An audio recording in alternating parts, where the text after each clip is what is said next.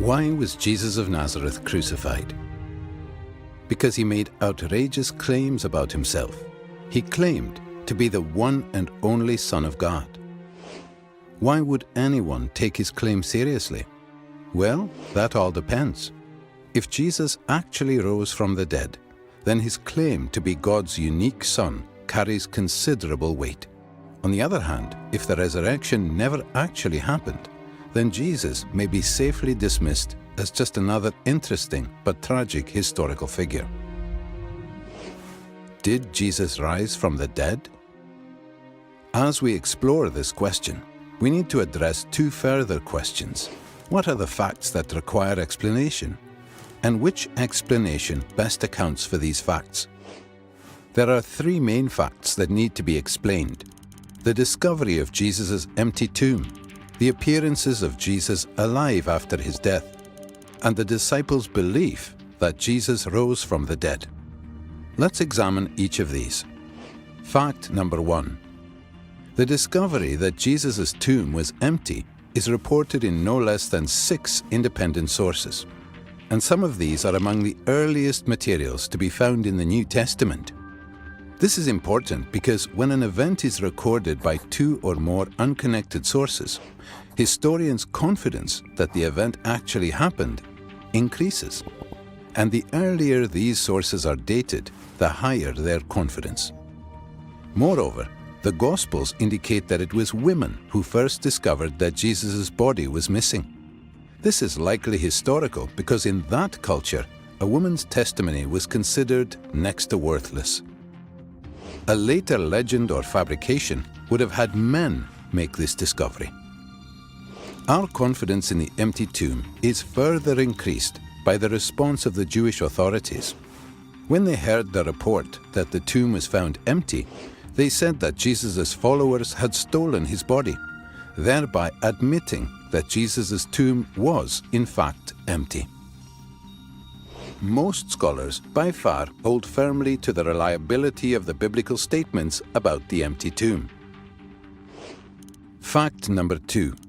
The appearances of Jesus alive after his death. In one of the earliest letters in the New Testament, Paul provides a list of witnesses to Jesus' resurrection appearances.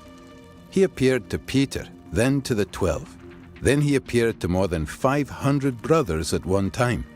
Then he appeared to James, then to all the apostles. Finally, he appeared also to me. Furthermore, various resurrection appearances of Jesus are independently confirmed by the Gospel accounts. On the basis of Paul's testimony alone, virtually all historical scholars agree that various individuals and groups experienced appearances of Jesus alive after his death. It may be taken as historically certain that Peter and the disciples had experiences after Jesus' death in which Jesus appeared to them as the risen Christ. Fact number 3. The disciples' belief in the resurrection. After Jesus' crucifixion, his followers were devastated, demoralized, and hiding in fear for their lives. As Jews, they had no concept of a Messiah who would be executed by his enemies, much less come back to life. The only resurrection Jews believed in was a universal event on Judgment Day after the end of the world, not an individual event within history. Moreover, in Jewish law, Jesus' crucifixion as a criminal meant that he was literally under God's curse. Yet somehow, despite all of this, the disciples suddenly and sincerely came to believe that God had raised Jesus from the dead. They were so completely convinced that, when threatened with death, not one of them recanted. Even the Pharisee Paul, who persecuted Christians, suddenly became a Christian himself, as did Jesus' skeptical younger brother, James. Some sort of powerful, transformative experience is required to generate the sort of movement earliest Christianity was. That is why, as an historian, I cannot explain the rise of early Christianity unless Jesus rose again, leaving an empty tomb behind him.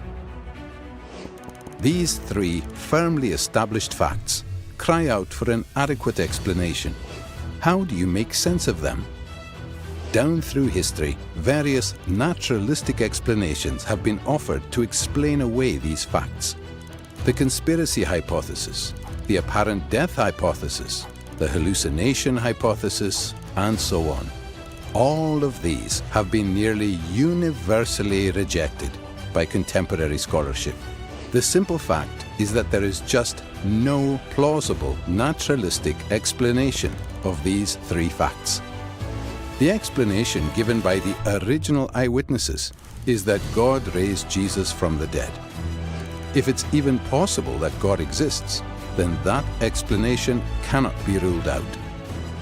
For a God who is able to create the entire universe, the odd resurrection would be child's play. An empty tomb, Jesus' appearances alive after his death, and a group of dejected followers suddenly transformed by a radical new belief in a risen Messiah. These are independently established historical facts. How do you explain them?